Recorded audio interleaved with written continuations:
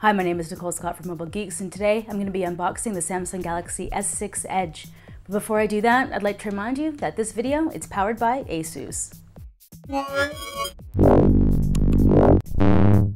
What we have here is a plain white box, and we can't help but be reminded of Apple's boxes, which, well, are a little more matte.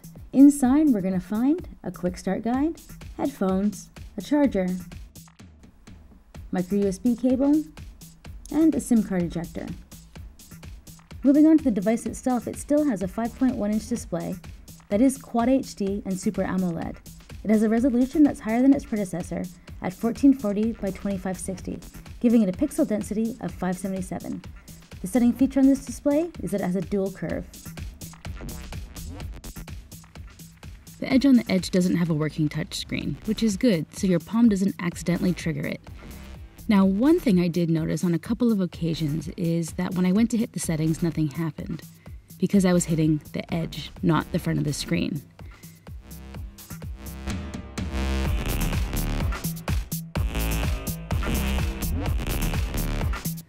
One feature that appears to work off the edge, but it in fact is actually triggered from the flat part of the touchscreen, is a quick launcher for your contacts. Other Edge features include different colored lights, depending on who's calling. That's if your phone is facing down. You can get notifications.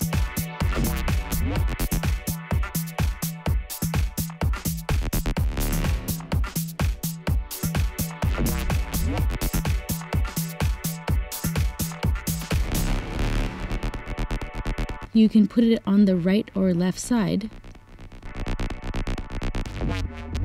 And that night clock, it's supposed to subtly tell you what the time is, at night. Under the hood, we've got Samsung's own Exynos chipset, an octa-core processor that has two quad-core chips running at 1.5 GHz and 2.1.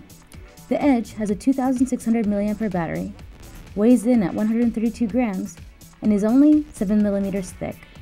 Not keeping up with HTC's Boom Sound speakers, the S6 only has a single speaker on the bottom, and they've dropped the microSD card slot as well as the removable battery. One feature that I'm glad is popping up in more smartphones is the ability to quick charge. Samsung reckons you'll be able to get 4 hours out of it after just 10 minutes of charge. Crappy thing is, you'll need a special charger and a specific USB cable. Samsung has also included wireless charging, which is something that once you have, you can't live without. The camera is 16 megapixel, and Samsung has done a great job on the processing of the photos.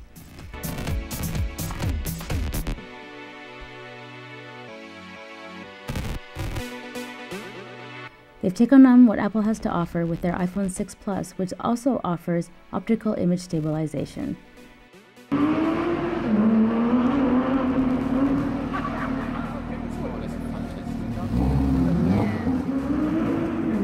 We think that Samsung might be involved in a bit of sorcery, offering an f1.9 aperture lens, but love that they figured out how to do this on a smartphone. The front-facing camera is 5 megapixel and is supposed to be able to handle low light and offer HDR.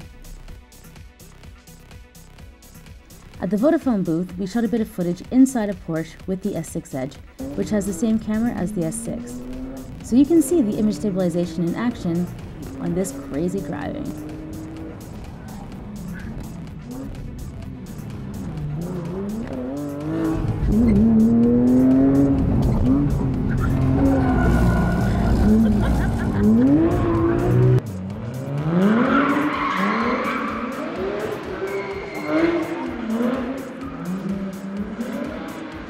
If that wasn't enough camera action for you, Miriam Jawar showed a 7-minute detailed camera walkthrough at MWC that you can check out right over here.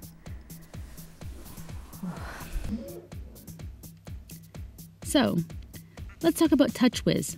To the right we've got Flipboard, which streams customized news. But overall, TouchWiz is much lighter in terms of bloatware. They've got onboard apps that are essentially GIFs and seem pretty spammy, and things like Smart Manager, which cleans up your phone.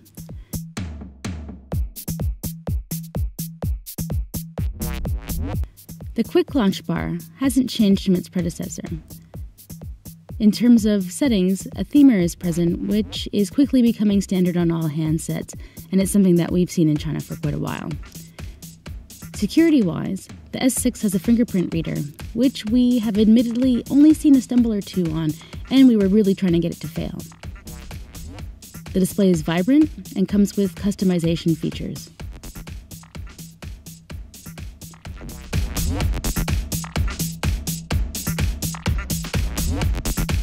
Motions and gesture have been pared down to what is actually useful, and we're running Android 5.0 Lollipop. If you enjoyed this unboxing of the Samsung Galaxy S6 Edge, do not forget to subscribe to our channel because we are going to be doing a full review of the Edge shortly. We were only able to do this unboxing and detailed hands-on thanks to Vodafone at CeBIT 2015.